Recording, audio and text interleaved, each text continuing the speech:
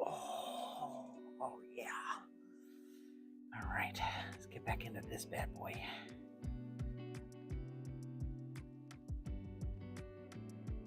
Still going, still rocking this gunmetal blue here.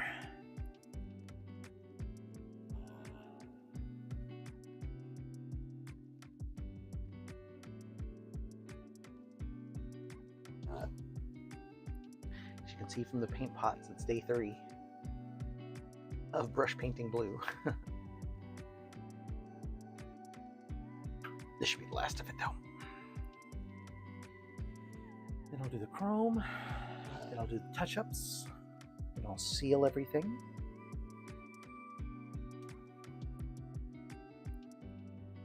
And then I'll give everything a wash. And then I may end up doing a little bit of, dry brush touch-up after that. That should be about it. Probably not going to finish today, but will be this week. I got to start on my other projects, so I got to get this one wrapped up.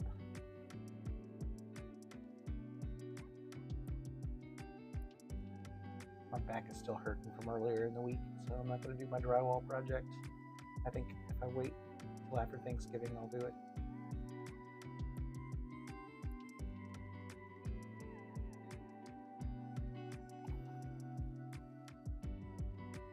So today I'm just going to relax, finish this paint job.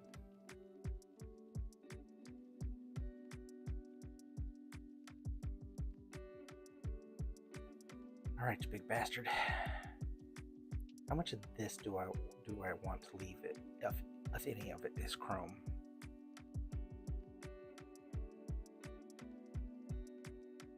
Some of this will be chrome.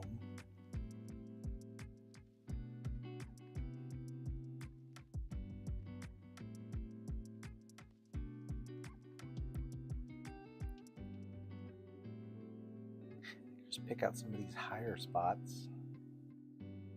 Chrome those, chrome that. Leave that chrome. This should all be blue though. Maybe that could stay chrome.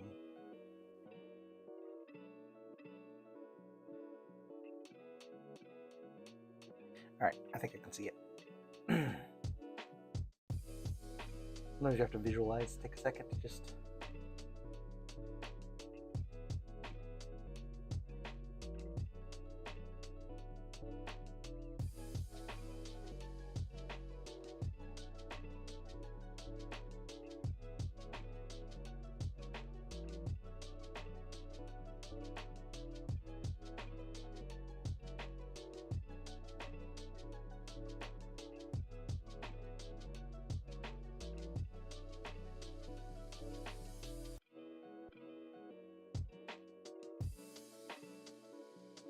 Oh, that's an idea. There's like a little woven texture in here. If I'm really super careful, I could go back and dry brush that in with some chrome. That'll add a little pop. But then I'm going to be flooding it with the wash anyway, so probably not best idea.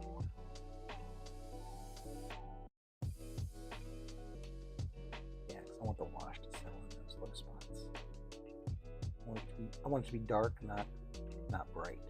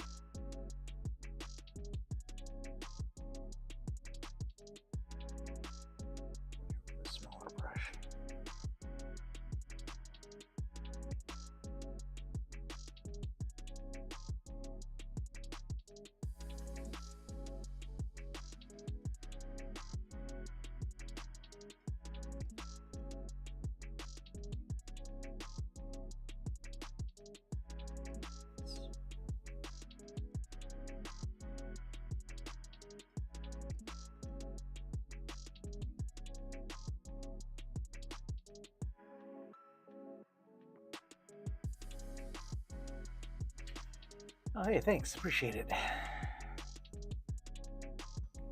Yeah, getting the skirt done yesterday, getting all that blue. That was well, as you can see, this is my third session just brush painting blue. This thing is freaking huge.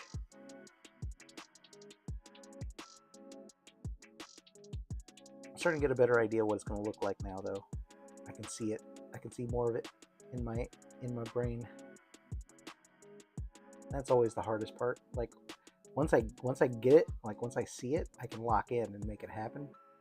But sometimes, like especially with a color scheme that I don't really necessarily am comfortable with, like this one, I have to kind of just play with it until the vision starts to come together. But I think I'm starting to see it now.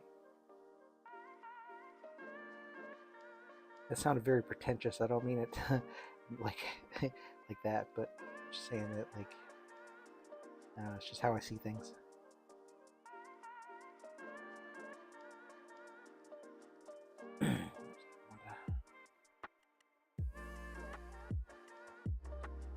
Touching up all this anyway.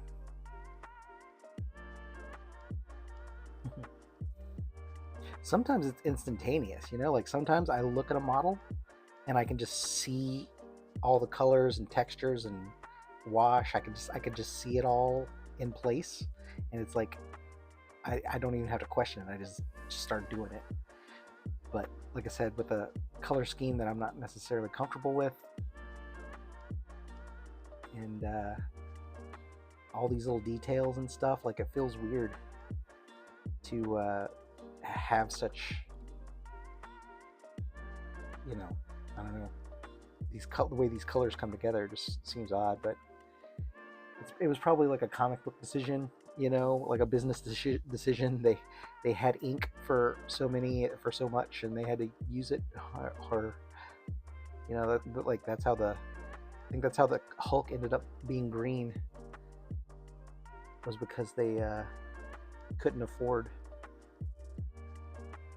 the printing costs. And you know, sometimes that's just how it is.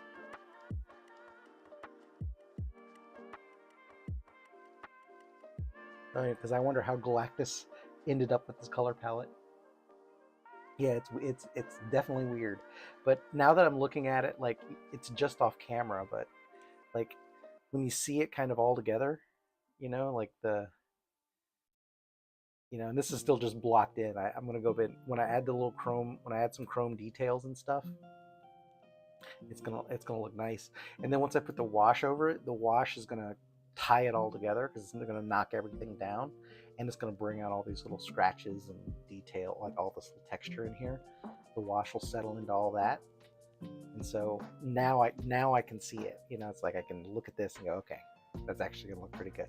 Because I also didn't want like some bright ass, you know, comic booky thing, toddler size statue sitting behind me, you know, on my conference calls. So I like more of a darker tone, I think, for my stuff.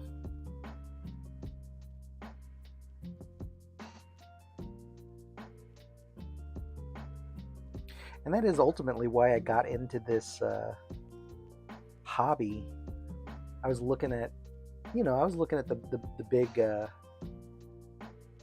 big shops, you know, the Iron Studios and all that stuff, and you know, looking at getting into collecting statues. Like I knew I wanted to have statues, and you know, as 3D printing became more viable, you know, became more financially viable, access to the resin, you know, it became easier, became cheaper, and so you know, I was looking at it like, well, I can either just buy, you know, I can choose from what's available and pay like crazy amounts of money, and then in the waiting times, man, like people, like collectors that buy from the big studios, like they wait years sometimes, and it's just nuts to me. And so I decided ultimately I'd rather make them myself. I can make them the way I want, and then yeah, I can make what I want, how I want to make it. It just, I don't know, it just made a lot more sense to me to just get into, yeah, to get into doing this. So, and now that I've been doing it for enough years, and I feel like I'm much more confident in my ability, you know, to do it. I think I really would like to turn this into how I make a living, you know, in my old age. You know, as long as until my hands and eyeballs won't let me do it anymore. I think I would really want to.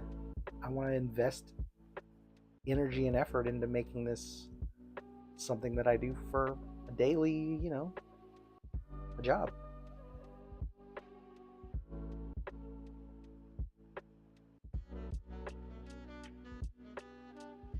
Like, I think that would be a cool.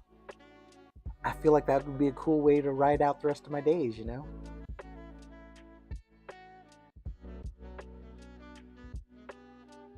Too big. Trying to decide how much to leave chrome and how much to paint blue. It needs to be mostly blue, but I also like trying to break it up. So, kind of examining each little piece as I go. But yeah, like I said, I would not. I love doing this. So this has been the only hobby that I have tried, that I've found, that I can consistently just keep doing. You know, I've tried a lot of other hobbies, and yeah, sure, I'll do them for a few months or whatever, a few weeks, months or whatever, and then eventually I'll lose interest. But this I've been doing consistently since 2020. Yeah, something like that. Yeah, man, living the dream. That'd be awesome. I feel like it's doable.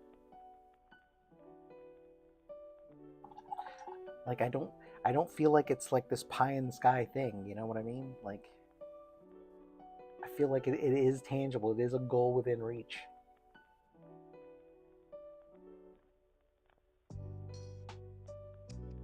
And I've been writing code for 30 years. I'm kind of tired of doing that.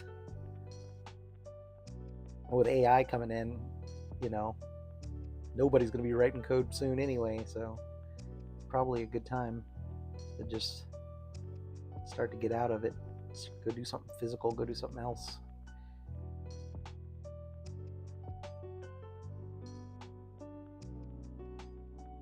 And yeah, I think it's a cool opportunity too. I mean, you know, there's been no other time in the history of man that we've had access on an individual, you know, level to being able to produce the kinds of things that we can produce with 3D printers and CNC machines and laser cutters and dies and stuff. Like, just we've reached, like, this is a pretty cool point in time, I think, to be able to do this stuff. And yeah, I always said that I felt like, if you know, if reincarnation's a thing, and I have lived multiple lives, I feel like at some point I was probably like a craftsman, because I just enjoy, I really like feel it, like making stuff with your hands is just, I feel bad for people that don't do it, you know what I mean? Like,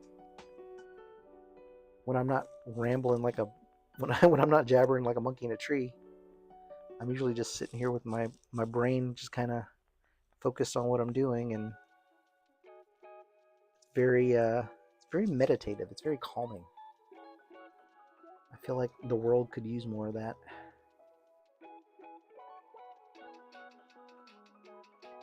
Who knows? Maybe that's a goal I'll take up in my old age as well.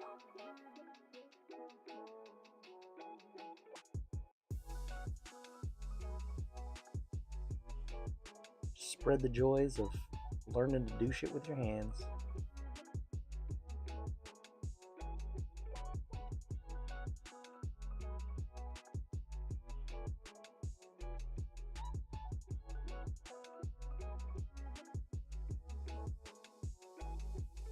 actually been fighting the urge to learn how to weld. I've been like really thinking really hard about getting into metal, learning how to do metal work.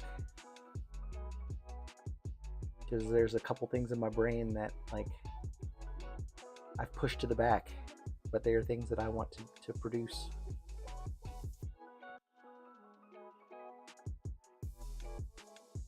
But I want to focus on this right now, and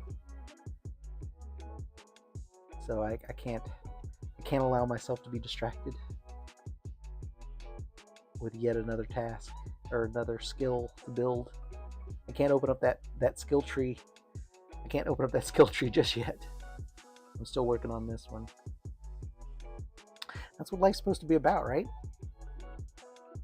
Just getting experience, just building XP. You know, building out your skill tree, learning and doing cool shit. That's what it's supposed to be about, in my opinion.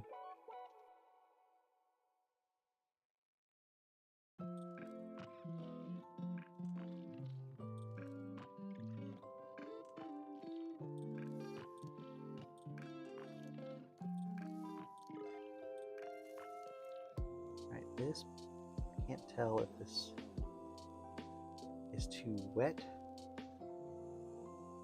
or if it's too viscous, because I'm leaving a lot of trail behind. I think it needs a little more thinner. I like to use airbrush thinner for the suspended particle paints, you know, all the metallics in these pearl paints. I think it keeps the suspension better than when you add water. I think something about the way the water and like, I don't know if it's like ionizes or something, but it causes all the little metal or all the little, you know, particles in the paint to kind of clump together with some sort of static or some sort of something, but the water just breaks the paint.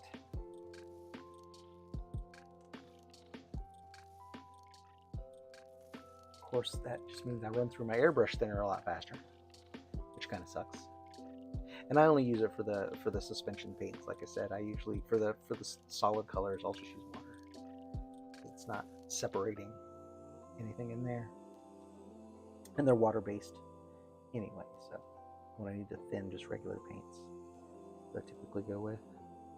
Also, this thing doesn't need to be like super tight, because I mean, I want the lines to be crisp, but the texture itself, it's going to be heavily washed out, so it doesn't have to be perfectly even.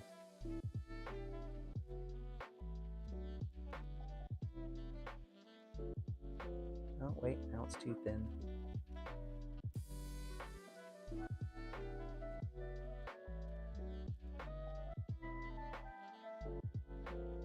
Man, I can't get this right. No, you know, I started with a wet palette, and the reason why I went to these little silicone cups is because a wet palette is good, I think, for miniature painting, because I think you're only working in really small batches at a time. But for the 1/6 scale and the 1/4 scale work that I do, I typically have to mix up a whole lot of paint all at once. And on a wet palette, it just continues to, the viscosity continues to change, right? So like it just continues to get thinner and thinner, at least from my experience with it. I may have been doing it wrong, but these little silicone cups, once I mix it to the consistency that I like, it stays there. And yeah, so that's why I switched over. That's why I switched over to these deeper silicone cups. This is actually a confectioner's mold to make like little truffles. That's what these little molds are for. But they work great for paints, and I actually had to cut this one off because it was too big. So I've got a smaller version of this over in my one of my shelves. But yeah, so it's for making like little chocolates, like a little chocolatier mold.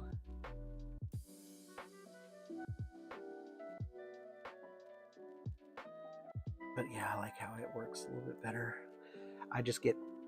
Sometimes I just have trouble mixing.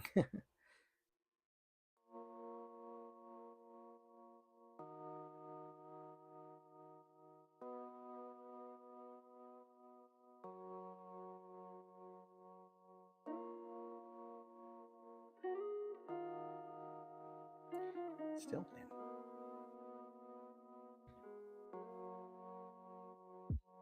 Oh, okay. Yeah, that'd make a difference too. Like what your climate is like.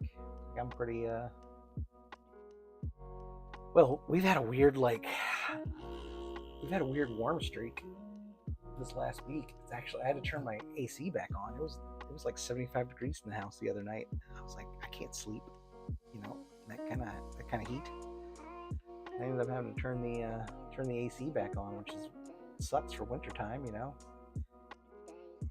Here it is, almost Thanksgiving, or the end of November. I don't know where you're from. Sorry, you might not be celebrating Thanksgiving, but here in America, it's like this is like the winter season. At least it should be. And yeah, it sucks. Like climate change is real, people.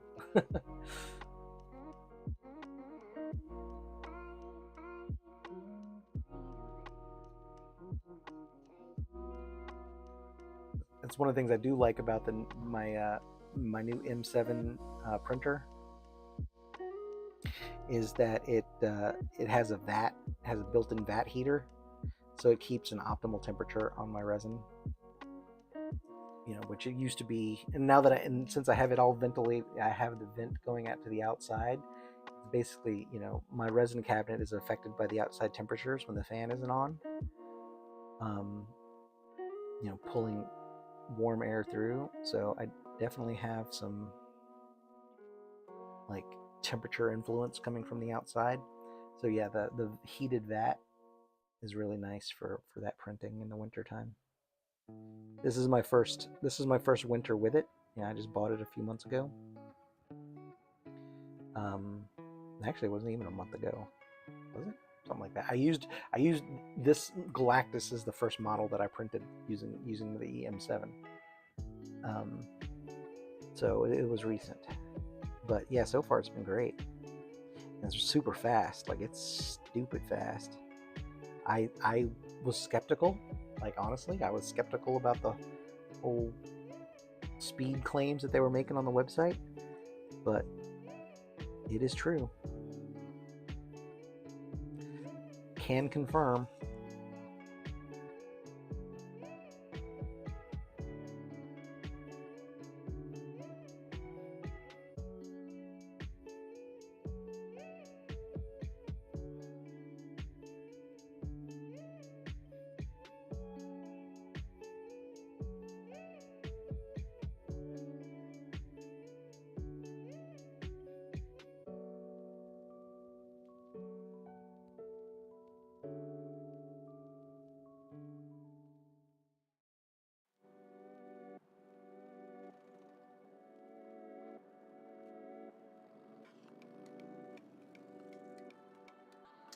Oh, hey, no, that's cool. Yeah, that's one of the kind of the businesses I'm thinking about getting into. I'm thinking about, like really ramping up, scaling up, and offering unpainted kits as part of the offering. That's a viable reason. I mean, not everybody has the luxury of having space and the startup costs for buying a 3D printer. I mean, this is not a cheap hobby. A lot of people ask about that. It's like, how much money do you think you spend? Honestly, I don't even want to think about it because it's probably an absurd amount. And my whole thought process is, a hobby is supposed to be something that you enjoy. And while I'm not condoning spending with reckless abandon, but it's supposed to be a luxury, and if it is, then luxury that's the very definition, is something that you waste money on, something you throw money at that brings you joy or whatever. But some people, it's it's just not cost effective for them to have all the equipment, because it's not just a 3D printer, I mean, it's so much other stuff. And yeah, I get that shit for sure. I actually thought about going that route too.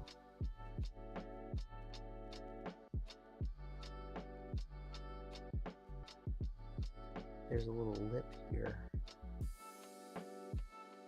I'm not taking advantage of it.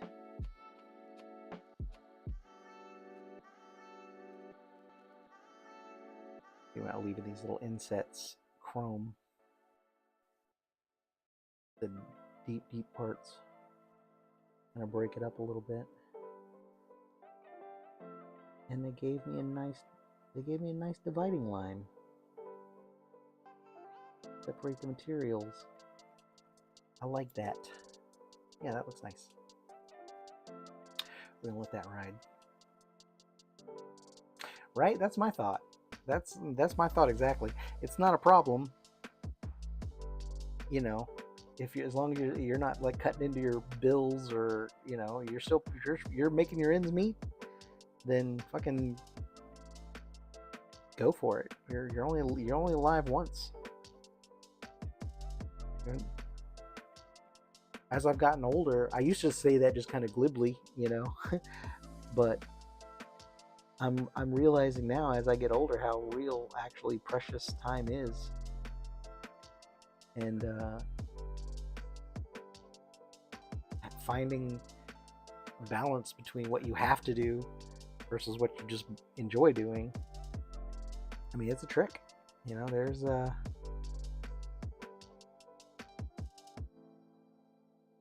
it takes some time to figure that shit out.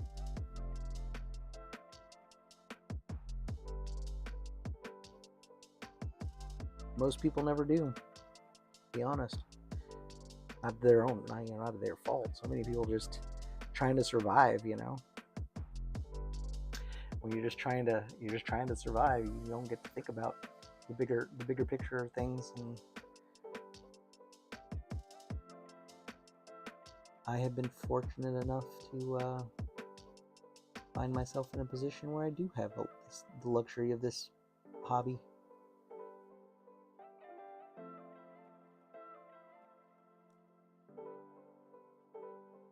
Okay, this might be too much now. Now that I'm in the middle of doing it, let me see. Let me finish this panel.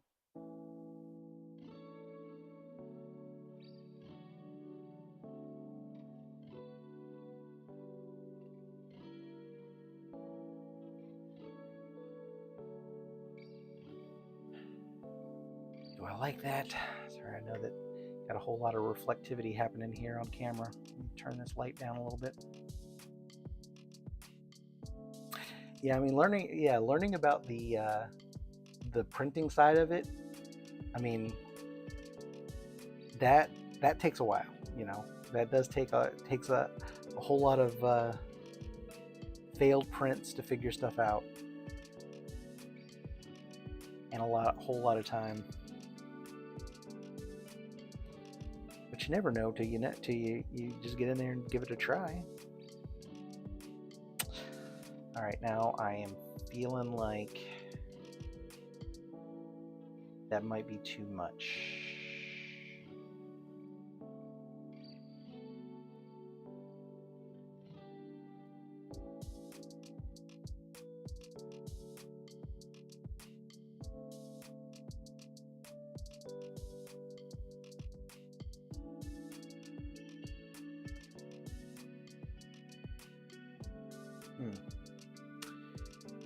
Let me finish this up in here. I'll take a look at it. Yeah, I'd say, don't let it hold you back. I would suggest, if you've never 3D printed, don't start with a gigantic printer. because it will be intimidating. The bigger, like as they've gotten bigger, I started with a really, really small one. I started with an Anycubic M4, and the print deck on that thing's a little bit bigger than a deck of cards. I mean, it's tiny, and but I was still able to, print out. It's a little bit bigger than that. I shouldn't say that, but anyway, it's small, and but it's really easy to handle as far as like pouring resin in and out, because you got to learn how to empty a vat. You got to learn how to change the FEP, change the little plastic film that sits at the base of the vat. You got to learn how to do that. And it's just much easier to learn on a smaller, more reasonable size printer. But that'll teach you the principles of it, the mechanics of the whole thing. And for me, that was what I needed. Like once I understood the science of what was going on in there, like what I was seeing and hearing, and could intuit, kind of the physics part of it, then it made a lot more sense. And then I was comfortable moving up in size.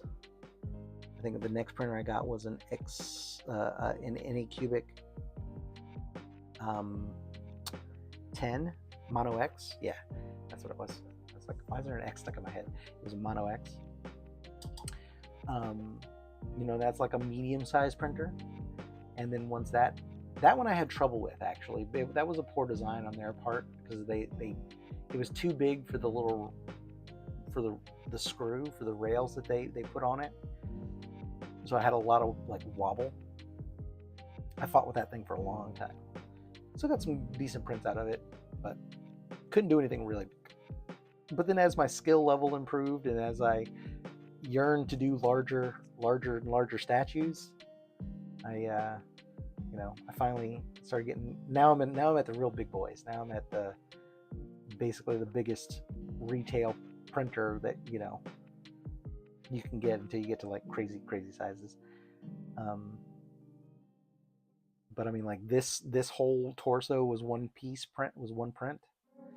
The skirt, like these are gigantic prints. I mean, you can see the size of my hand. I mean, this thing is not small.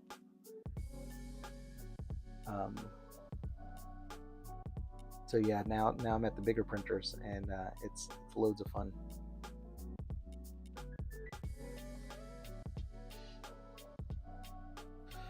So don't be scared. It's indoor. Yeah, no, you do have to make sure you have a proper ventilation system, for it. You want to ventilate it to the outside. The smaller, I'll be honest with you, for that Anycubic, the M4 or whatever it was, that was so small, and honestly, I didn't know any better. I just had it sitting on my desk, like right next to my fucking head. And but the resin smell didn't bother me. That's another reason why you want to start small. Some people are really sensitive to resin fumes. Some people aren't. I luckily am not one of those people, so I didn't. And I always bought like low odor resin. Like I use the plant-based resin from Anycubic, and so the plant-based low odor resin really helped. But yeah, as you get into a bigger setup, you definitely want to have ventilation. And like I bought an IKEA cabinet, cut a hole in it, and bought one of those the big filtration systems like they have for grow tents. And with that, I was able to just ventilate. I can ventilate to the outside. So I just have like an IKEA cabinet with a dedicated ventilation system, pumping to the outside. And that was my setup. But you can some people use those grow tents especially for smaller desktop setups. You can use those grow tents to as a system. Like you can put your 3D printer inside of those grow tents and make it work like that. Still then ventilate it through a window. It's not hard. I mean, it sounds. I thought it was like when I first started, I was like, it's got to be a clean room, you know, it's got to be like, there can't be any shit in the film, everything has to be perfectly chemically right, blah, blah, blah. No, you don't. It's way simpler than that. You do need to ventilate, but your pets are going to be fine. Yeah, it's not as big a deal as it seems.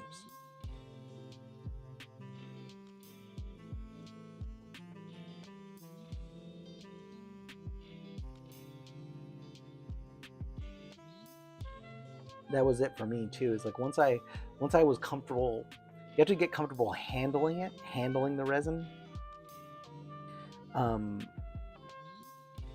Because again, it's like, yes, obviously they're, you know, PPE, like protective stuff, but it becomes like once you get into the habit of doing it, you know, wearing the gloves, if you got to wear a mask, you know, like I said, I don't, because I'm not as sensitive to it. But some people, you know, they are, so they wear what are they, like an M5 particle mask. You just get them at Home Depot. Comes with these little pink filters. Not a big deal. But it's fun. It's like science in your house. Yeah, if you've already got a spray booth vented out, yeah, you can absolutely tie into that. That's what I have going on in my room. I have the resin cabinet and and my airbrush box both ventilated to a little Y, like a PVC splitter, like a Y-shaped splitter. I have both the hoses going into that and then straight to the outside through a window. One of those little flat window vent things. Just attach that to the little Y junction and run your tubes in there. You're good to go. Couple, you know, you need to, you know, a couple of those little bands, little collars to tighten everything down. It's a 20-minute job.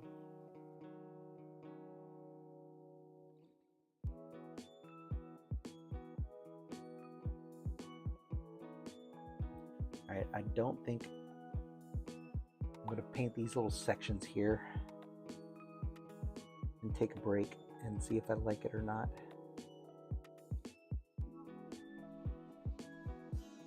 I don't know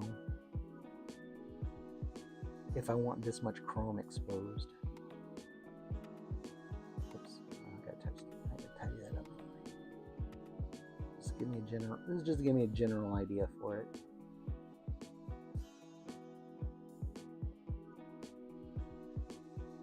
So I have these little knobs, these little spheres sticking off of here. I do something with those.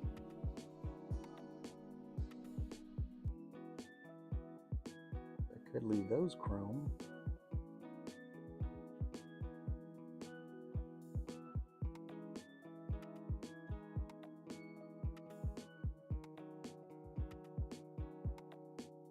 So yeah, all this has got to be blue.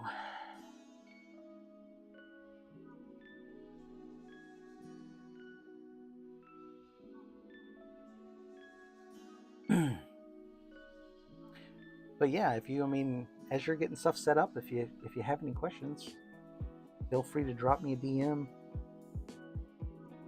I am always available to help.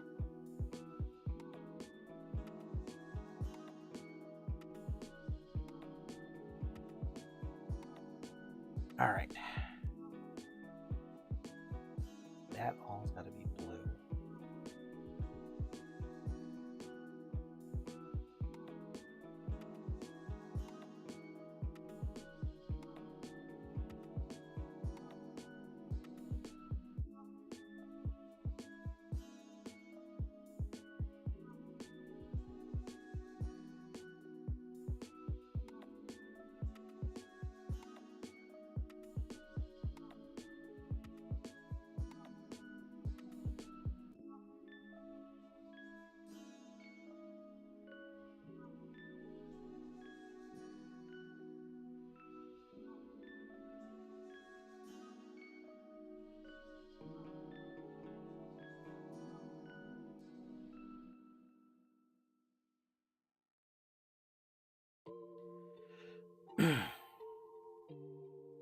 It's also I'll tell you this. Once you print your first thing, whatever it is, once you have your first like successful print job that you did 100% yourself, it's the coolest feeling in the world. Like I do remember pulling that first, like, I don't even remember, shit, what was it? I still have it on my desk. No, I painted that. Now where is it? Anyway, I just, oh, it was my Miles Morales. That's what it was. It was my Miles Morales statue. And the first time that first statue that I pulled off that printer, it was just such a cool feeling. And that after that I was hooked.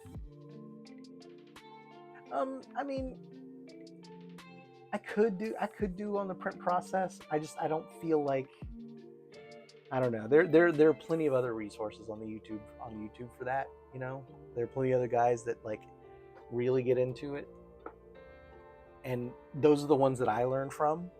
But then once you get it, you don't need it anymore. You know what I mean? Like it becomes a thing that it's just part of a skill that you just kind of you will from your own experience you will decide.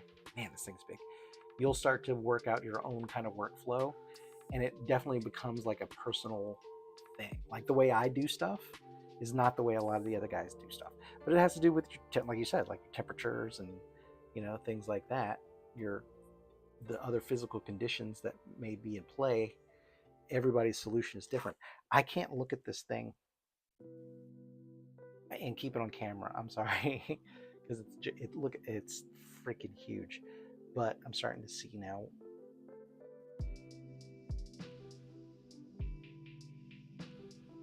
All right, can I stand him up? Will you stand and not fall?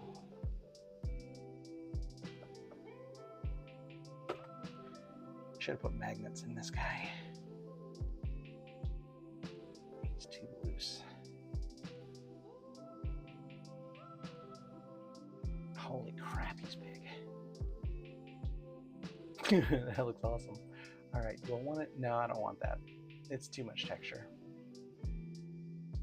It's too much chrome.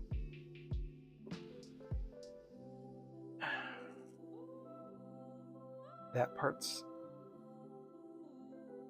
okay. That part's okay at the bottom. Everything else needs to be blue.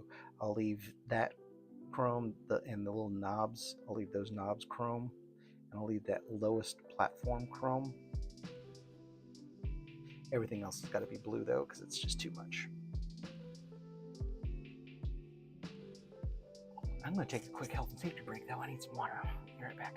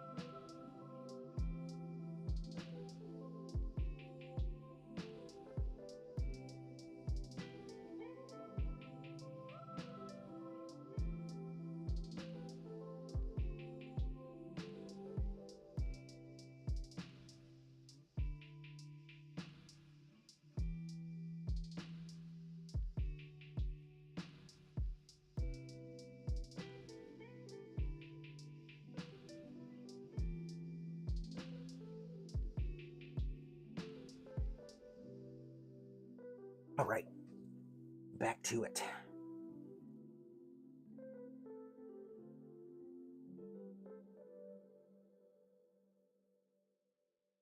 These particle paints sit for too long. They do settle.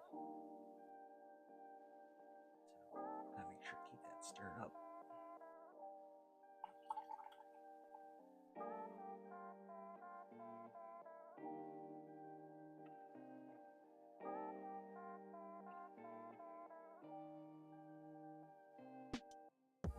All right, let's just start down here and work our way up.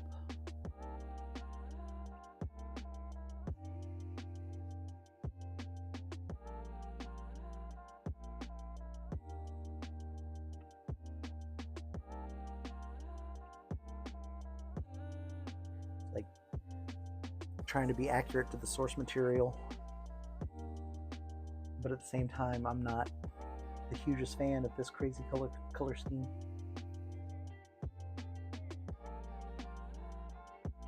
At some point next year, I'll do a Fantastic Four diorama.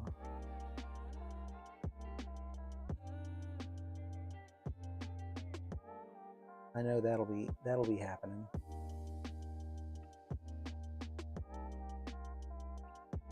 I got a crane down in here. Go splunking. This thing has some crazy ass geometry, I'll tell you that.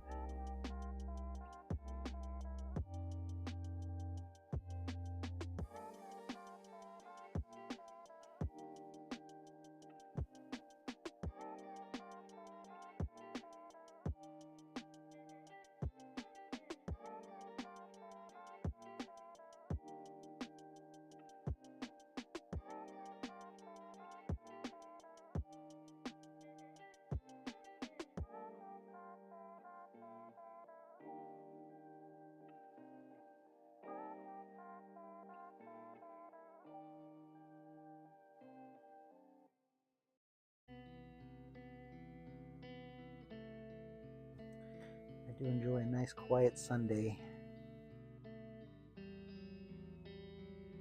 Everybody's home, nobody's working, they're just doing their own things. My wife's in there making holiday cards, kids playing Monster Hunter. Everybody's just enjoying the private time. Nice. It's a peaceful life.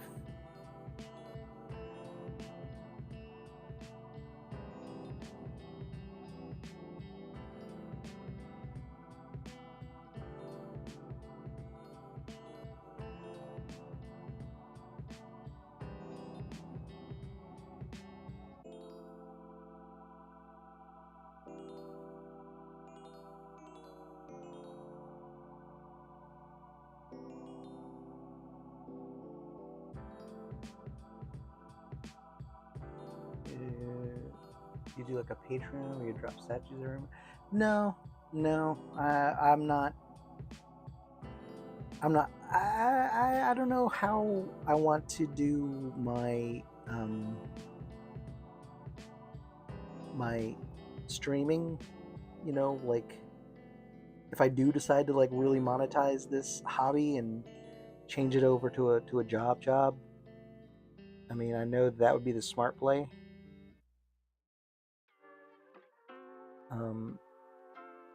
Having a Patreon, you know, or having a Discord kind of deal. But I don't know. I haven't really thought about that. I kind of feel philosophically, I kind of feel that like knowledge should be free, you know, and the knowledge of how to paint, I feel like should just be available, you know. So that's why that's why I do this. Like that's why I stream on YouTube. I want other people to just know, you know, and see what it takes to make a statue, you know, to paint. Let them judge for themselves if it's something that they would like to do or whatever. But the point is that the knowledge, the information is available, not behind a paywall. I'm not very pro-capitalism either. So, you know, obviously I have to make enough money to survive in the system, but I fucking hate that, you know. I don't want to. I want to just share with I want to share with people, you know. So I've been I've been looking for how best within my own moral framework, how best I would like to set up a business if I was going to do this for a business. So that's my whole deal. I think it's cool that we have the opportunity to do this. Like, so many people just use the internet to spread just hate and nonsense, but there are so many other people too that it's like the greatest available knowledge, collective human knowledge, is all available at the touch of your fingers. Like, you can learn to do anything from the internet, and that's just such a cool thing that, like, I think people take that for granted. Yes, it's full of fucking schlock and con artists and scumbags and, yeah, all the fucking dregs of society that have ever existed ever since the dawn of civilization is still in there, and it's amplified because of algorithms and connectivity and all that stuff. So, but I mean, as an intelligent person, as an intelligent human being, and understanding that is the environment, you can learn to filter all that out and get to the good stuff. Learn how to work on your car, learn how to grow a garden, learn how to sculpt or paint or write or whatever. It's all available, and that's the coolest fucking thing. And I don't think people understand that. It boggles me, I guess, is the point I'm trying to get to. I probably have a touch of autism somewhere, but it just boggles me that people don't think like that. But then at the same time, logically, I realize that if they did, we'd have a lot fewer scumbags on the planet. If people just cared about bettering themselves and not worried so much about, fucking, I don't know, stuff, other stuff. That was the focus of humanity. Like, if we could get to a universal basic income kind of deal, and people didn't have to worry about where their meals were coming from or having a roof over their head, and they could actually just focus on enjoying what it means to be alive, whatever that means to them, I think it would be a much, much better place. I know it would.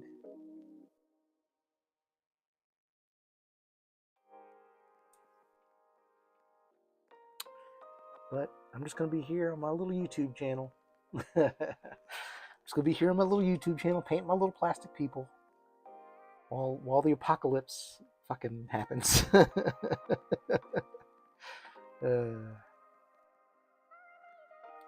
Somebody called me an apocalyptimist, and I thought that was very appropriate. I know it all sucks. I know it's all burning down. But you know what? Doesn't mean we can't have a good time. Just gotta make it.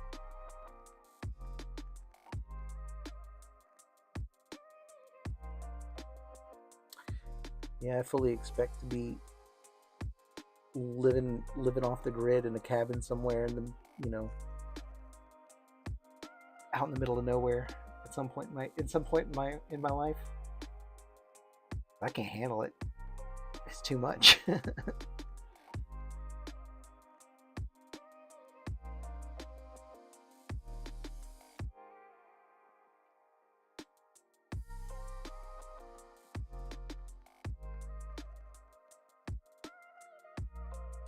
Man, I really rambled there, didn't I? I really went on a little trip. See, painting is therapy. It's therapeutic.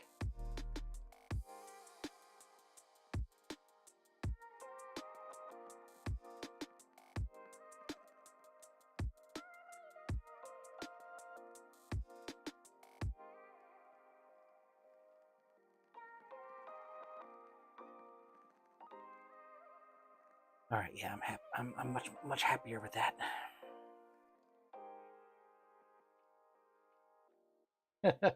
Well, right on. Well, then in that case, I hope you hit that subscribe button. because this is just me. That's another thing. That's why I don't want to charge. I don't want to charge people for, this kind of thing, because the whole spirit of why I started, why I wanted to make a YouTube channel, was because in high school we had where they built my high school, there was a residential house still on the property at one point in time, and then eventually the people that lived there died, and then the house became property of the school. They absorbed the property, and that became the art house. That's where all the art kids went to make art. And for me, that was where I wanted to be every day. And as I got as a senior in high school, you pretty much did whatever the fuck you wanted anyway, and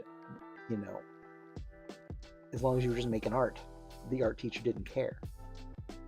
And so everybody would sit around at this big table in the center of the room, everybody working on their own projects, doing their own things, but they were doing it together. They were separate but together. And that, as an introverted person, it's perfect for me, because some days, we just had the radio on, whoever's turn it was to DJ, but we all kind of had the same vibe. Because again, in high school art class, you filtered out all the people that, at least the majority of the people, that were just there for the easy A, in the earlier art classes. When you get to portfolio development classes, you're in it because you want to be there. And so you tend to be there with people with similar mindset, right? Oh, thank you. I just looked up. So I'm glad. Thank you for being subbed for a while. I appreciate it. Anyway, yeah. So it was just I remember just sitting around and feeling good about everybody working on their own things. Some days we'd chit chat and laugh and joke, but some days it was just quiet and everybody's focused, like an intended, kind of thing. And it was a good feeling. And that was kind of what I wanted to bring back with this, with this YouTube channel, so I could meet people like you and just have a chat about whatever while I'm painting. This is more for me than it is for anybody.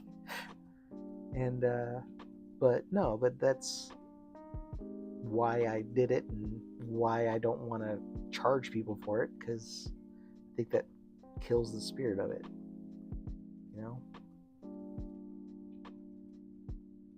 It's been cool that some of the people that jump on here on the chats and stuff, a lot of people are overseas, and it's the daytime there. They're doing their hobby. They're painting something. And, while they're painting, I'm just kind of on in the background, chit-chatting, whatever. And, it's neat to know that that's going on a larger scale. Which also it also gives me a little more faith in humanity. It kind of gives me a little bump that there are still actual good humans out there. Sometimes I need that, to be honest.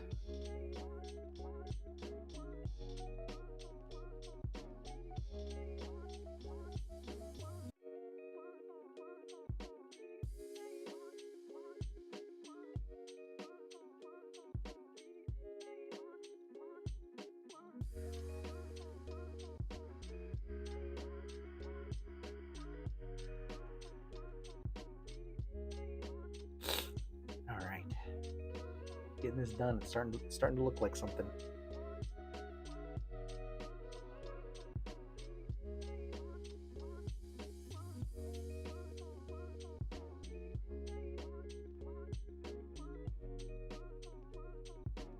Oh, you're working on a Venom? That's cool. I like the I'm subbed to Wicked and Berserk. those guys, and they just released a Venom Carnage statue, and it looks actually really good. It's a second version. They did one a long time ago. I didn't like that version as much. I like the new one that they came out with. So I'll definitely be doing a Venom in my near future. And I need to add to my Deadpool collection.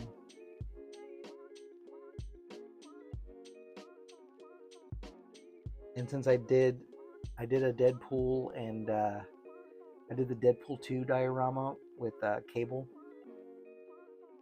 It's ridiculous. It's like crazy big.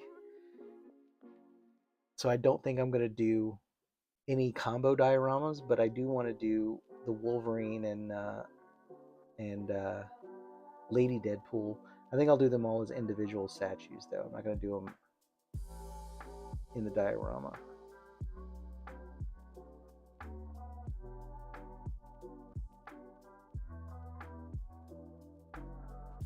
I really want to do that Juggernaut and Colossus.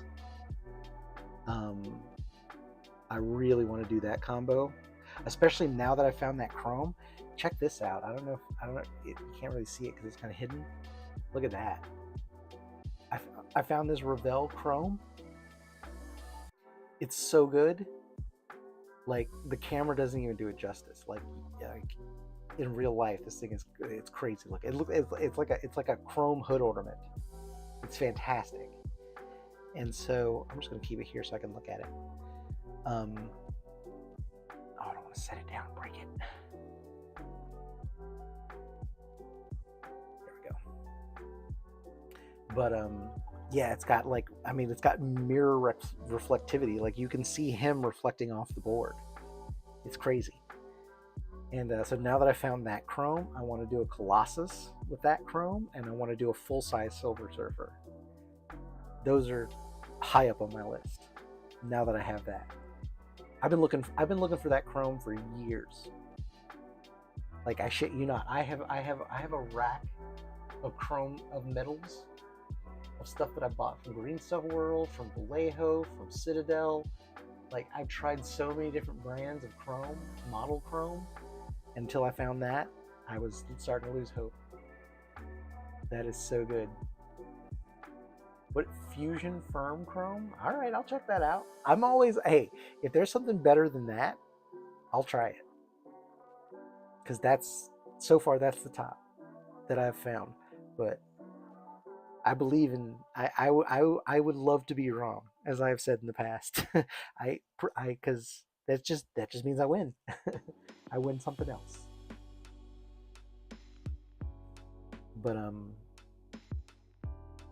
yeah, I've been doing my year of villains. I think this is going to be the end of it, because I've got some holiday statues to make for gifts. So this is probably going to be my last. I'll still stream those, but I'm not going to make videos and tutorials with them. I might do some like little YouTube shorts or something with them, but I'm not gonna go crazy. The end of the year, I like to do family, do family stuff at the end of the year more than anything else. That too, since I'm just gonna continue to vent here, doing family stuff now is like crazy expensive. Like, I was looking at, like, oh yeah, I'll get tickets to the Nutcracker. That'll be fun. We'll go see the Nutcracker. And it's like $140, $150 a ticket. And when you've got to buy 4, 5, 6 tickets, who can afford that? That's nuts. Come on. And then you try to go to a baseball game or something like that. Like, you try to go to a regular, like, MLB, the cost of the tickets themselves, and then everything else, the food, and it's like, ugh, it is nuts. Get an affordability rant here, but it's not even about affordability as much as it is about just late stage capitalism.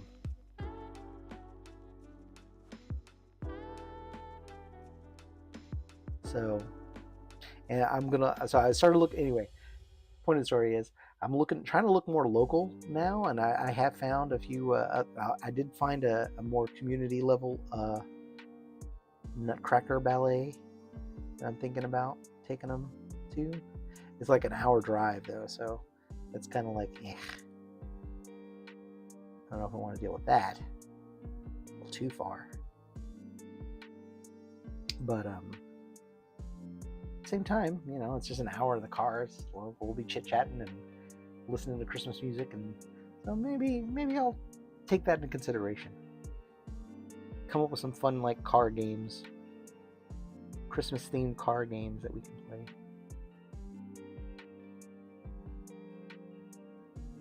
But yeah, man, like the world's going fucking crazy. I don't know what's going on out there. I want to partake in it. I do. But it's just not affordable to. It's difficult. Why is it so difficult to just live?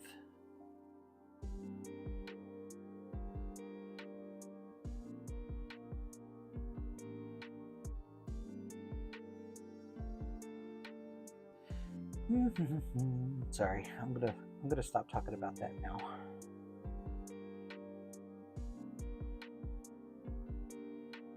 Can I get Fusion Firm? Can I just get that on Amazon, I assume? Because late stage capitalism? No, because you can get everything on Amazon. So I would assume so. I do need to re-up some supplies. I went to my local hobby shop yesterday to get. I needed Vallejo chrome. I needed some primer, and I needed some gloss varnish. And that hobby shop had nothing. Like their paint supplies were just wiped out. So I don't know if it was like a tariff thing or if it was they just haven't stocked up in a while. They usually get stock on Thursdays, so unless they just sold out by Saturday, I don't think so. But yeah, I don't know what's going on there, but that's no bueno. I gotta go doing some Amazon shopping anyway, and I will check out that Firm Fusion. It's $11. All right, that's cool. Is it a lot, or is it like a little tiny bottle? I mean, the Revell Chrome, that's also a teeny tiny spray can, and it's like it was like $23 for the spray can, and it's a small one. It's worth it though. The quality's totally worth it. Comes with a varnish. All right. Yeah, that's one thing. I don't feel like I can seal this. Like I don't want to spray a varnish on the Surfer. That'll dull the reflectivity. So I'm just gonna leave it. But it's on there. Like it dries, and I don't think I could rub it off or mask it off and cause any damage with it anyway. So I'm okay just leaving it. So is it like a two-part Fusion Firm Ultra Shining Fluid Silver Foil? Is it like a mixture thing? Do you have to like mix it together? Or you said it could be airbrushed.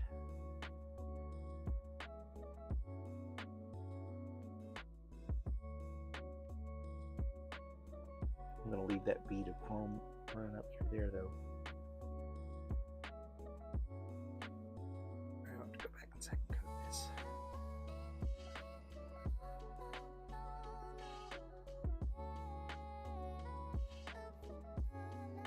It looked like something.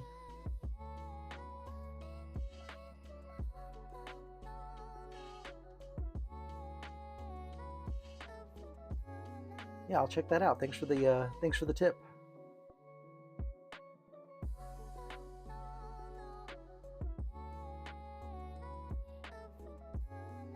Because I have been like holding off on doing anything until I have been holding off on doing those specific statues because I've been looking for the chrome solution.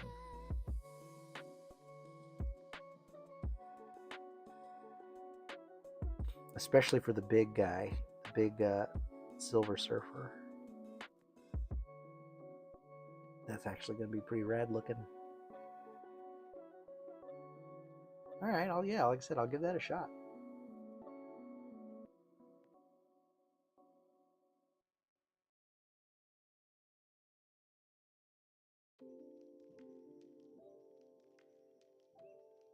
Especially for $11.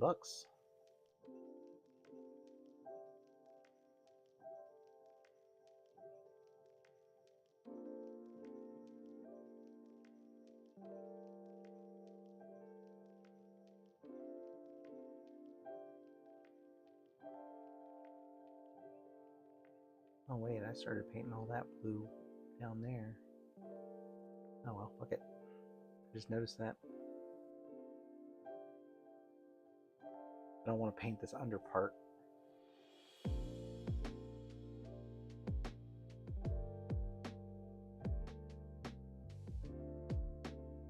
Oh, I suppose I should though. I'll do that last.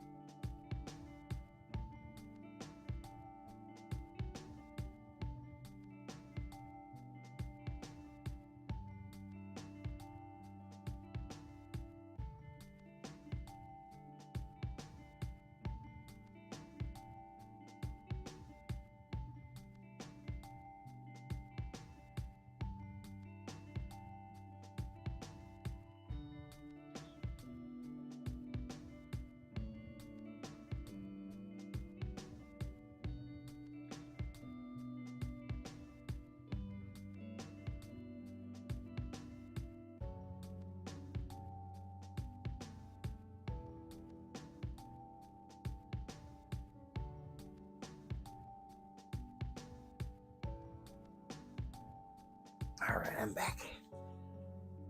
Ooh, man, my back is still hurting. I'm just trying to get back in the saddle. And yeah, I was assembling some furniture last Saturday, and twisted wrong when I was lifting what was supposed to be a team lift box. I didn't see that sticker, and I just lifted it into the house, and I tweaked my back somehow, and it's been killing me all week. But I can still do this. I also have a drywall project I need to do, and I keep postponing that. My wife's going to leave me, but it's just the cat for some reason decided to start eating at the drywall, and so we got all these tears in the drywall now. I'm gonna have to fill those in, and in this one little spot on the staircase, I need to go in there and patch that drywall up.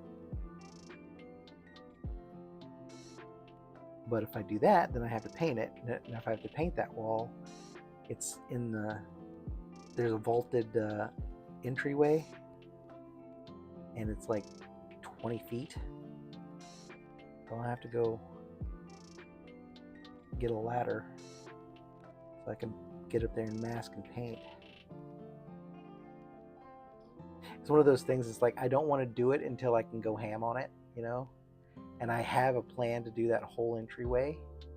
I just wait until the spring, or at least until after the holidays. And I promised myself I was going to do it. I have every intention of doing it. I'm going to do it. But in the meantime, we've got this ugly ass hole that the cat decided to make. So I need to learn to be comfortable with just doing a partial fix and not having to wait to do the whole perfect fix. You know what I mean? And yeah, so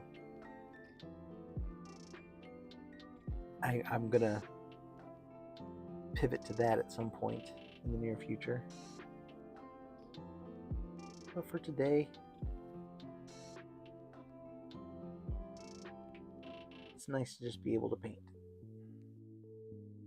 even while my back is killing me. Getting old sucks.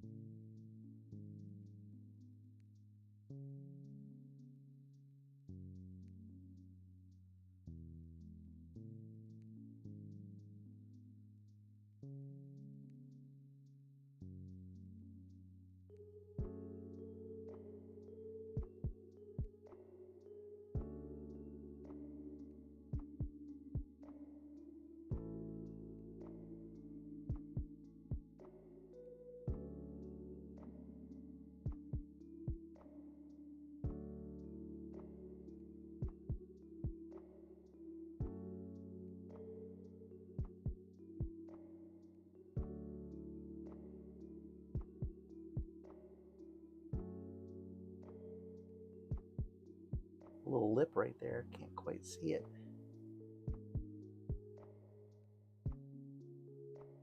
I can't quite get access to it. I can see it, I can't quite get to it. That's okay, it's down in there.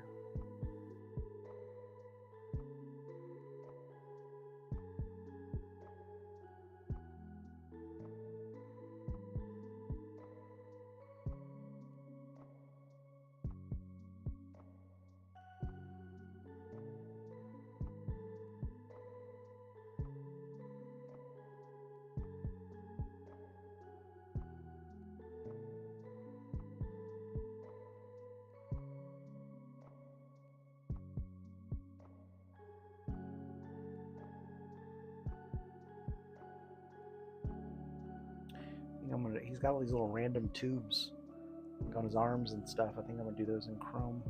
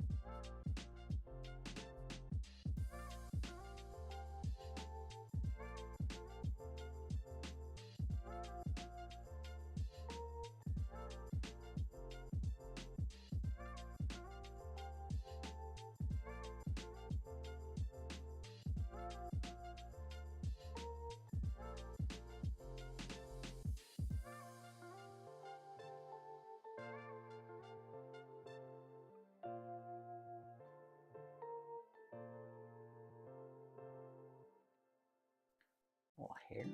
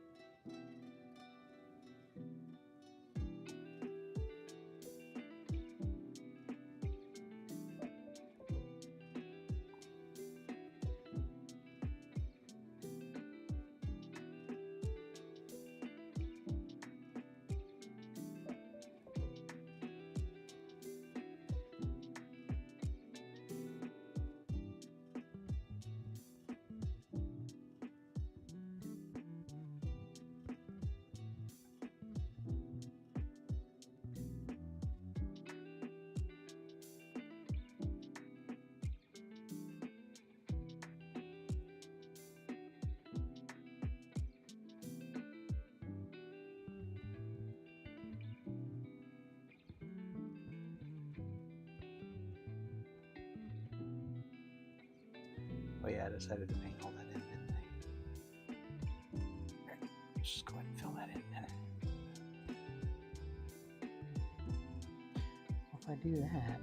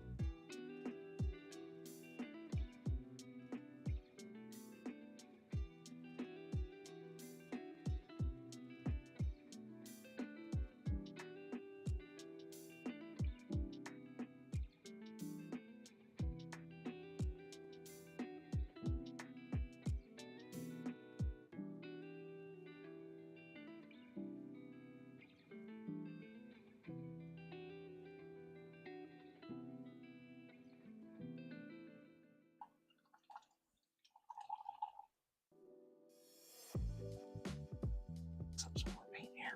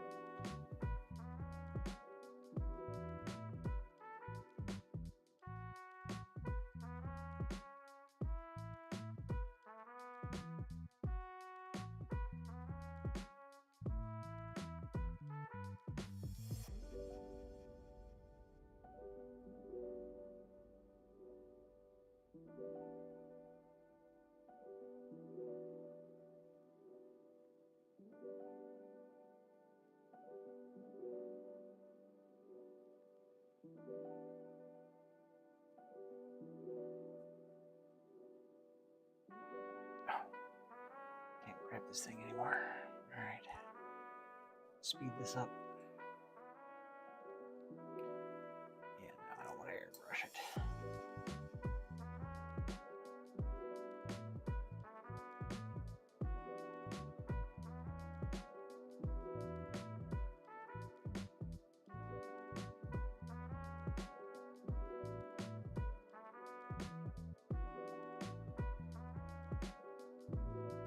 Yeah, I'm going to go back and redo that front.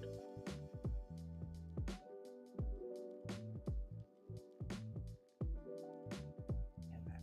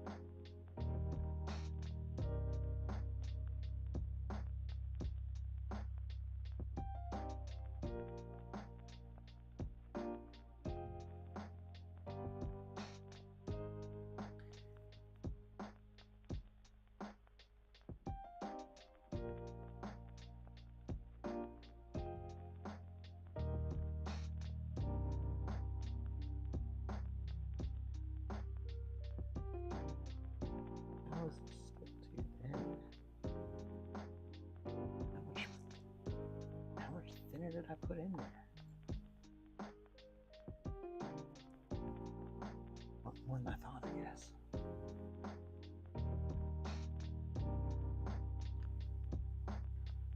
It's not like I'm not going to use it, but man.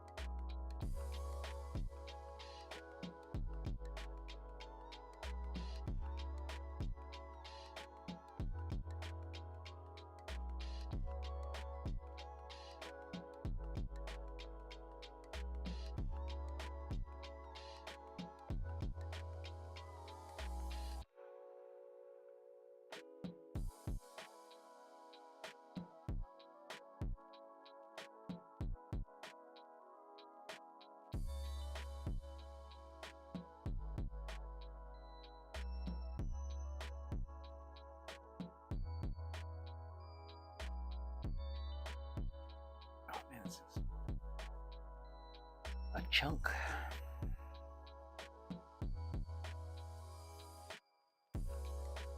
have to come back and do a second coat. Some spots anyway. This tank thing done. All the under straps and stuff too. A lot of blue.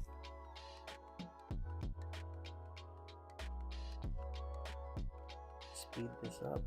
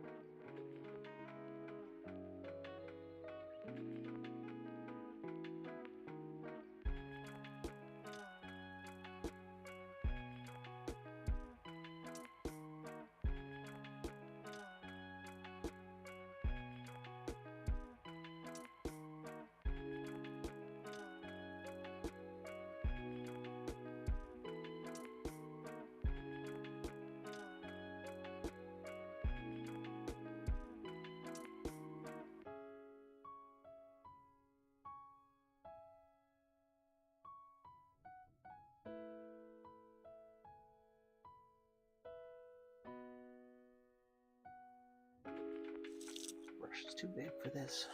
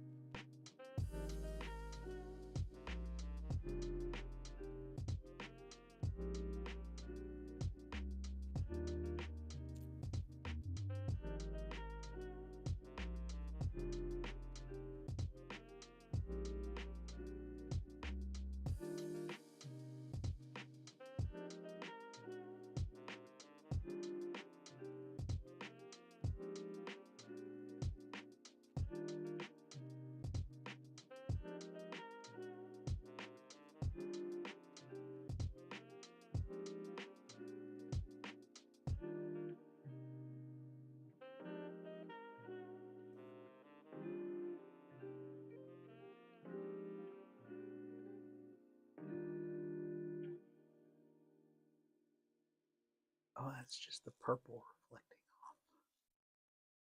Like I keep trying to hit this edge on the inside, it's just the bounce light. It's funny.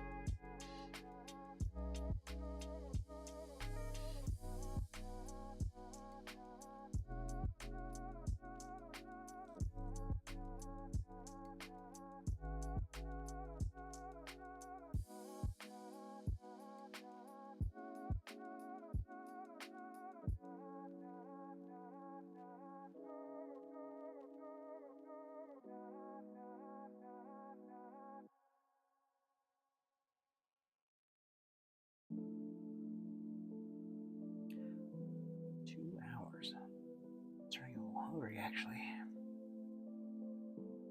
I miss lunch.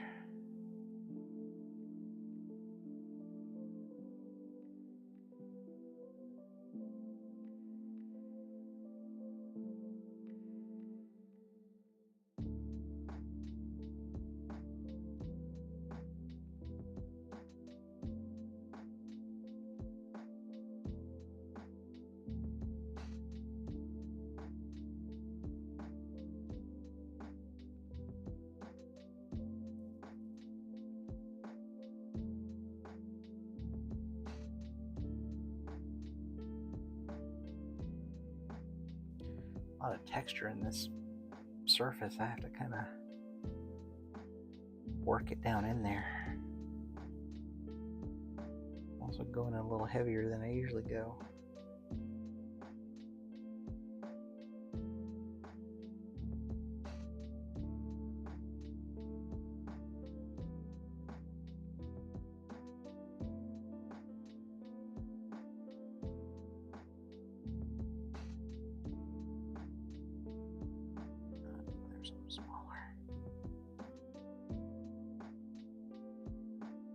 Just a moment.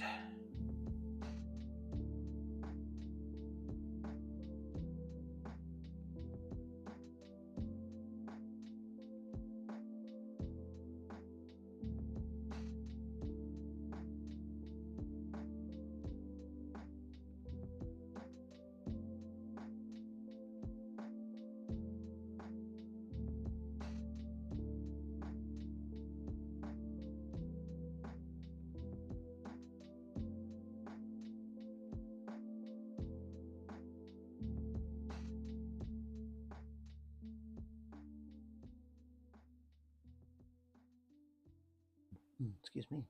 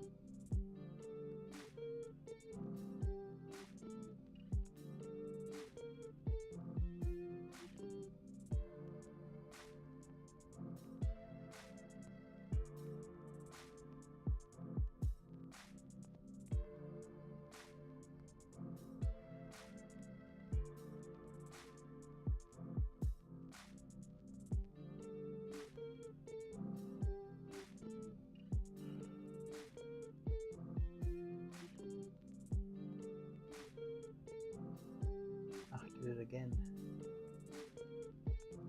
Just bounce light. Alright, let's finish this front part. I think I'm filling those in.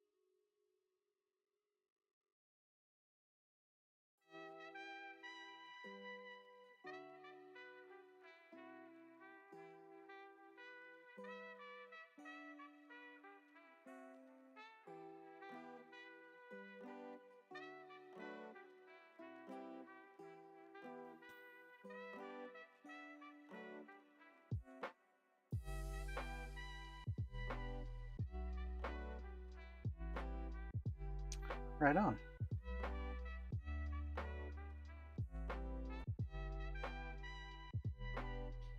Yeah, it takes a little while for the primer to dry. I found out the hard way, you can't really rush that part. You can rush a lot of other parts, but primer you really want to let that sit. I like to let it sit overnight if I can, but 4 hours is enough usually.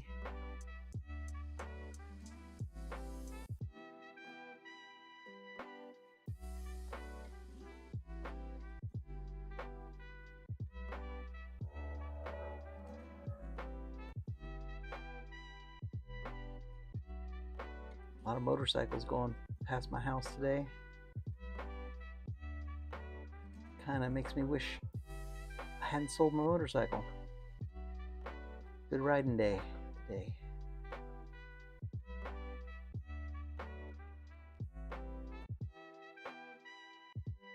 That was a fun bike. Yeah, it's a good call. It sucks sometimes, but definitely a good call.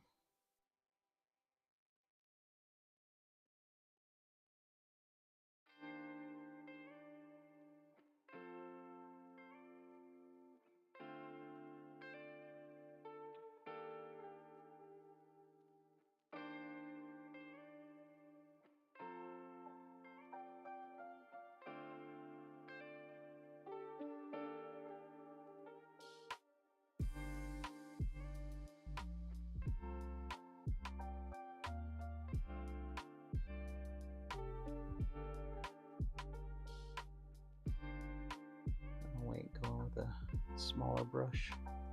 Some of the little tighter areas there.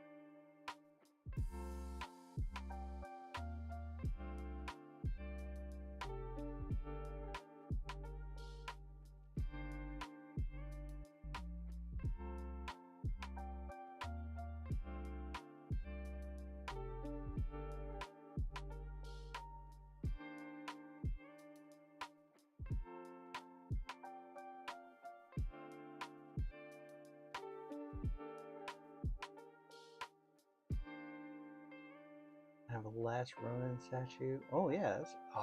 I need to do a Last Ronin statue. Yeah, definitely need to do that. I have that statue in my archive. I need to do it.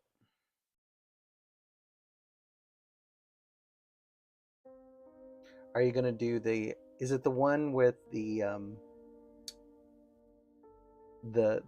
three deceased turtles? Kind of transparent, translucent, whatever. Kind of behind the Last Ronin statue, behind Mikey. Mikey ends up being the Last Ronin, right? I'm a little off on my extended Teenage Mutant Ninja Turtle lore, but it ends up being Mikey being the last, right?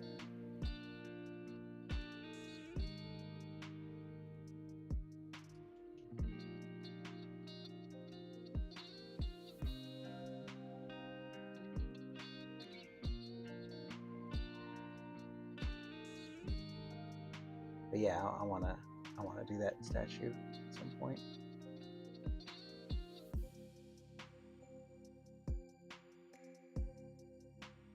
Yeah.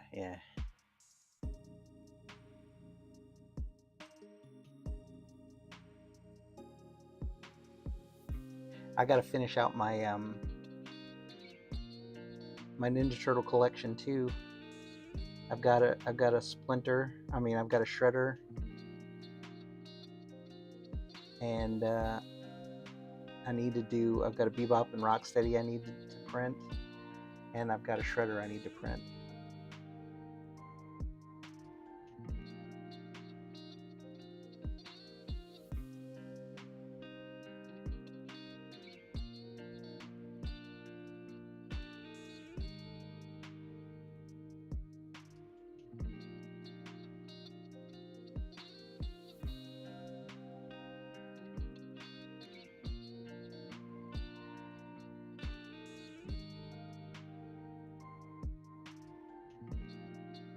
I don't have a disc. I have you can send it to me on my Instagram. Got that. I don't have a Discord.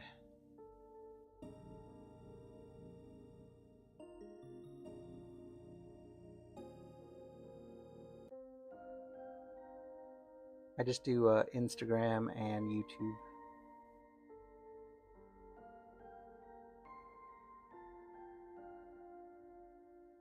But yeah, send me a pic.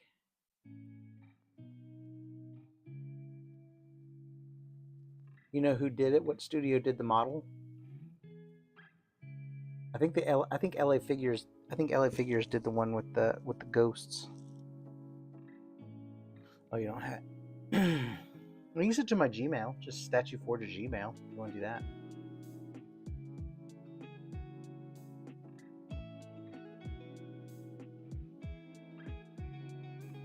All right. Before I need to switch to a smaller brush before I get into doing that stuff.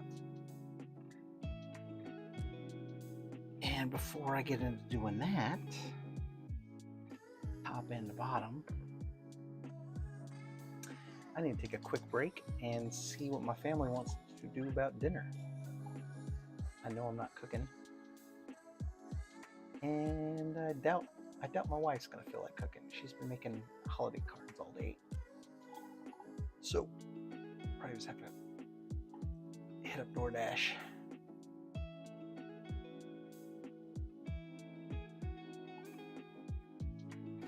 But my hand's starting to get a little empty, so let's see what they want to do. Oh, I need to change that water. It's trash. All right, anyway, give me a couple minutes. I'll be right back.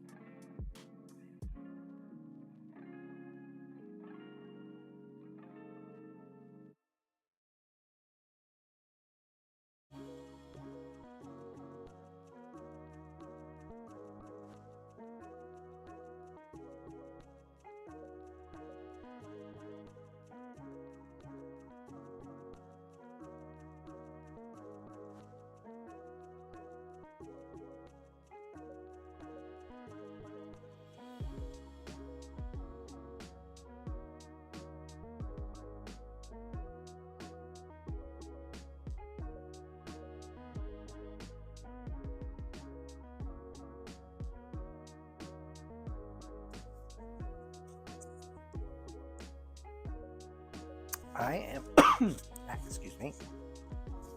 I am back. Got myself a cocktail. Got some food on the way. So I'm going to get to a stopping point on this. And, yeah. Come back later and finish. Or continue. Finish is a strong word. We don't use strong words until we're absolutely sure.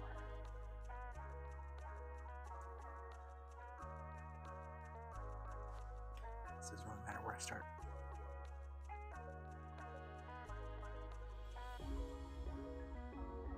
This paint might be ending. I want to mix up a new cup. Ooh.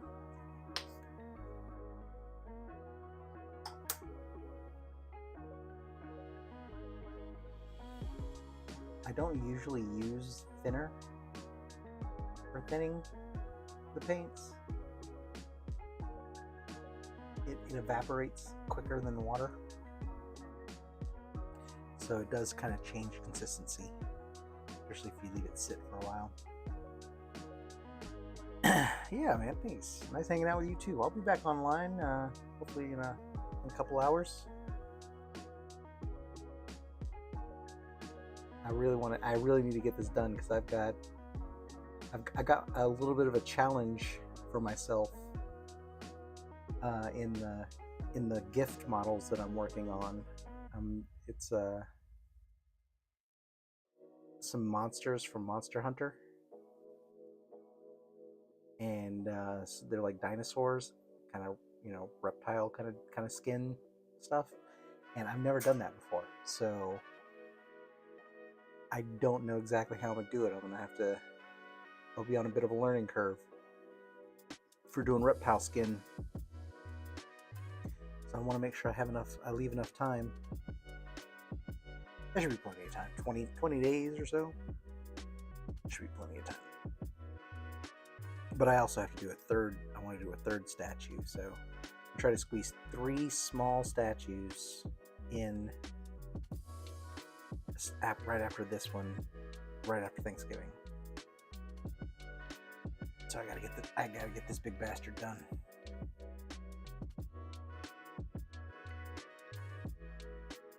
I do have a time limit.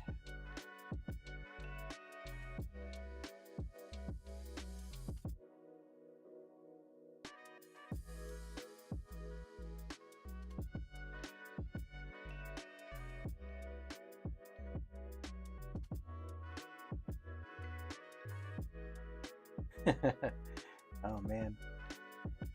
If I do, I'll let you know. I don't even know how much I would charge for something this size. This is abnormal. I usually don't do stuff this size. I just wanted to end my year of villains with the biggest villain, I could think of. And, with the recent Fantastic Four movie, it'd probably be good for the channel, for the good little boost. So it was a win-win. So I went with Galactus. But yeah, this thing is a little outside of my norm, so I don't know exactly what I would charge. I don't know what to charge. I don't know what to charge to begin with anyway, for any of them, to be honest with you. I could go smaller, you're absolutely right. My soul just wouldn't let me go smaller on this one, though. Like, I tried to do it, I was like, I really, I have nowhere to put this big bastard. I'm gonna figure it out, though.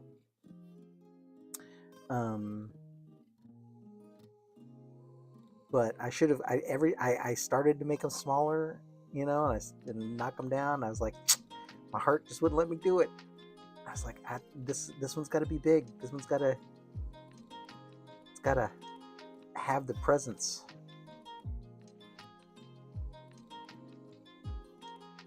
And so here we are. 400.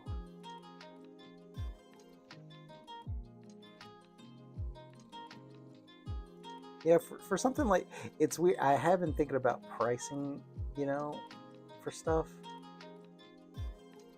if I do start selling, and it may be like right now, the amount of hours that it takes me to do it, it may be a manifestation of because I'm only doing it, after work hours and on weekends, and I'm not doing it consistently like day for day. So that might be why it's taken longer. But I mean, it takes, right now 60 to 80 hours to paint some of these models, especially the highly detailed ones. Can only go so fast. Or if they need a lot of like post-production work, like a lot of post-print work, there's a lot to repair, or hot seams to hide. So I guess what I'm getting at is some models require more effort than others. This one is actually a pretty easy model. It's just big. But there's not a lot going on to it. There's not a whole lot of colors. So maybe, getting back to my point, maybe when I go to price out my models, I'll price them based on level of effort. I'll see if I can find an average level of effort or amount of hours. Oh, 400 unpainted. See, now you're talking. And then pricing, if I start pricing out like unpainted kits, like I don't know, what I mean. It's printer time, right? So I'd have to print one out and time it out. I don't know. I just have to look into it, figure out an average of like how long it takes to, print the files and prep the files. That's another thing too, is like I hear a lot of horror stories about people getting like these unpainted kits from people on like Etsy and stuff. And actually, you could verify this if you don't mind. Do they just send you just raw ass prints? Like, are they literally just like, I mean, I'm sure they're cured, they're washed and cured, but do they have all the support marks sanded down? And they're just sending you raw, unprimered stuff? I've never ordered from, an Etsy store that does that. I know it's pretty popular. And I guess it probably varies by vendor or something, maybe some of them do, some of them don't. Hey, no, thank you. I appreciate the thought. That's good to know, especially coming directly from somebody who would buy an unpainted kit. This is valuable marketing insight. That's what I used to do, and was in advertising. Belly of the Beast. It was fun for a while when I was young. I was in my 20s. Shit was exciting. Got to travel, got to see cool shit, meet cool people, do cool things. Now I'm just old dude painting plastic. Happy as shit.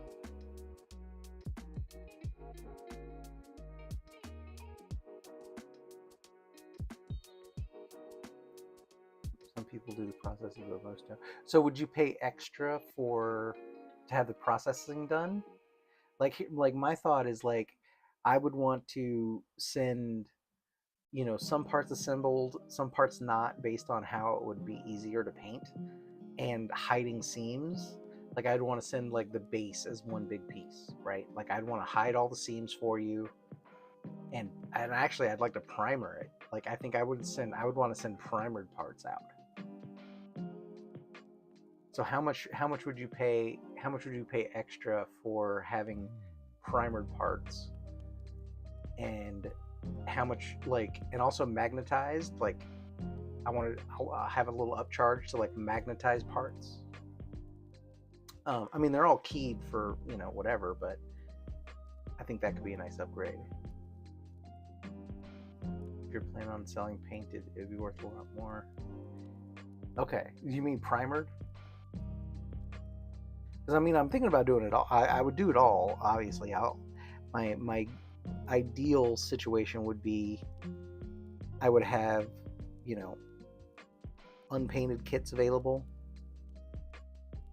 and then I would have like fully painted models, you know, also as an option, with the price scaling up accordingly.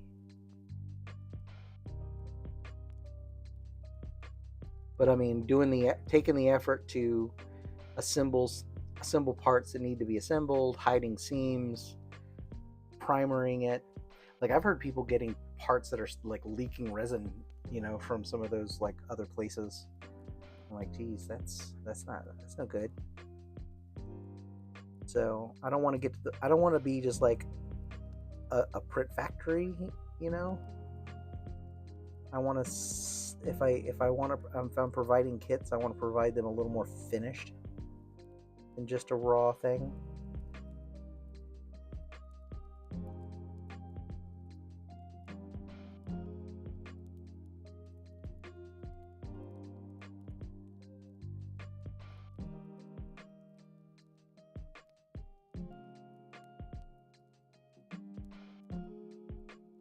Okay. But I also don't want it to be, I don't want to outprice it either. Like I don't want it to be unaffordable, you know, for people. Because I want to spread the joy of it, you know what I mean?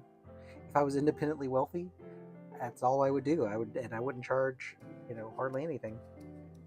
But you know, I'm a real person. I'm a real live boy, and I got bills to pay. So if I do start doing this, I have to find that spot where, like, you know, volume, like what I can produce in a timely amount, and you know, the demand and the cost per hour, basically, and how that all works out. So I mean, I got to scale up, I got to speed up. I know that, but I'm starting to get more and more comfortable with that idea, because I've kind of got a good handle on paint processes now. So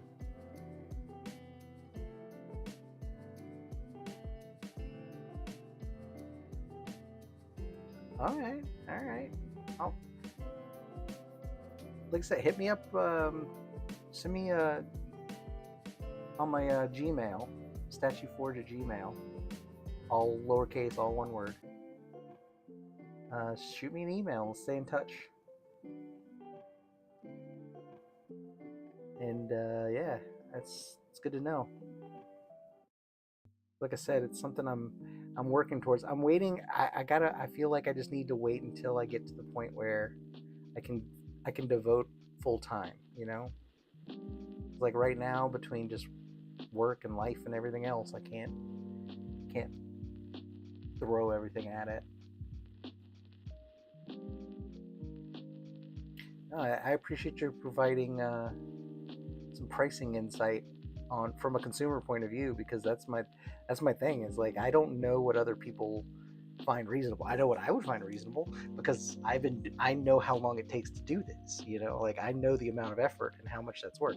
Plus I'm an inherently generous guy, so I would, you know, pay more, because I understand, you know, if you get this fucking skill, the amount of time and effort it takes to make this stuff. But I don't know if other people know that. But I mean, you see, I mean, well, see, I feel like collectors, like people that buy from the big studios, they're buying it as an investment. You know what I mean? They're buying it with the intention of it'll be rare and I'll be able to sell it someday or something. I could be wrong about that, but that's kind of that's the feeling I get. Whereas, you know, the 3D printed, you know, Etsy kind of, these are just fan art kind of stuff that, I mean, unless all of a sudden I become famous for doing something crazy, then my statues may go up in value, but I don't plan on doing anything crazy. So I have to go ahead and touch that up. That was terrible.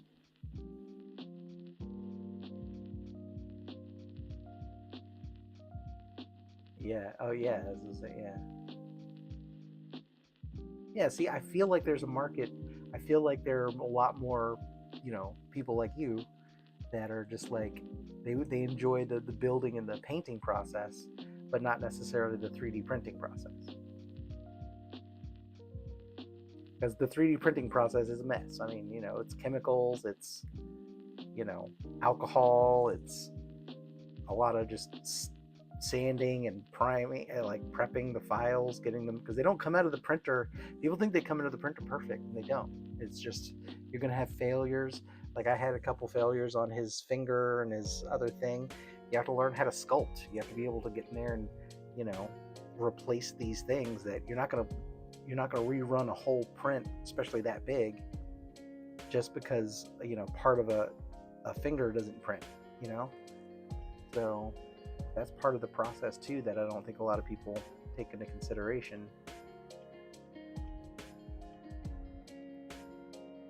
Now, obviously, if something like that did happen and you're trying to run a quote unquote statue factory at scale, you go, as soon as that problem happens, you go back to the file, you fix the problem, and then it never happens again. So I guess eventually you do get to the point where you're producing perfect prints, but they still have to be sanded. Like support marks have to be sanded down. There's no dodging that fact. And so you're either doing it yourself and sending it out the door, or you're putting that on the person receiving the kit. And me personally, I think if you're paying that kind of money, it should come basically primered and ready to go. Yeah, thank you. So that's my thought. Oh, come on, give me just, I don't need that much paint. I just need to hit this little spot already. Oh, I forgot it. It's okay, I'm not gonna mix up any more paint right now.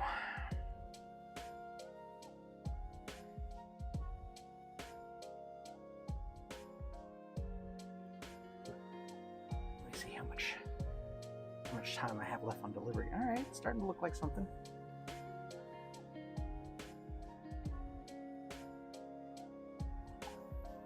Yeah, so I think I'm just gonna skip. I think I would just skip the lower options of of make. I don't even want to. I don't even want to be. I don't even want to have that option where I'm just sending them non-processed parts. Like they have to be sanded, they have to be filled, they have to be primered, or they're not leaving my shop. Like I think that would just have to be my rule. And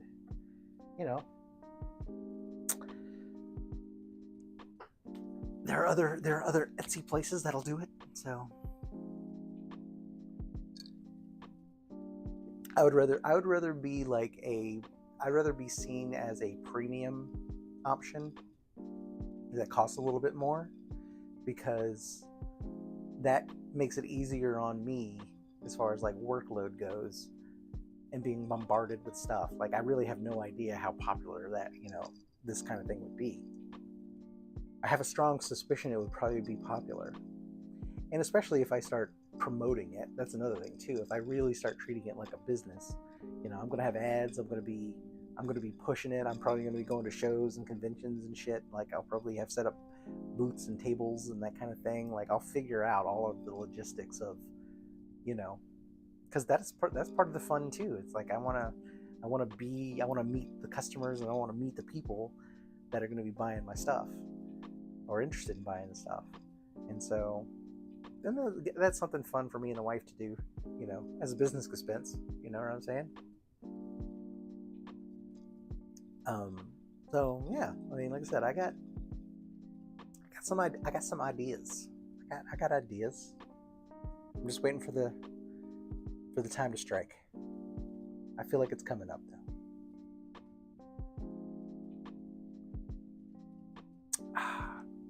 That might just be the Jack Daniels talking. Oh, food's already here. All right. I am going to jump off of here. I appreciate you hanging out with me, completionist.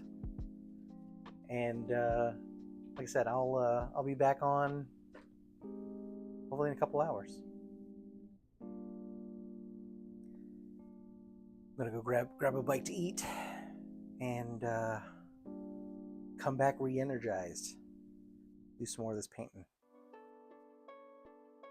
All right, I'll catch you later.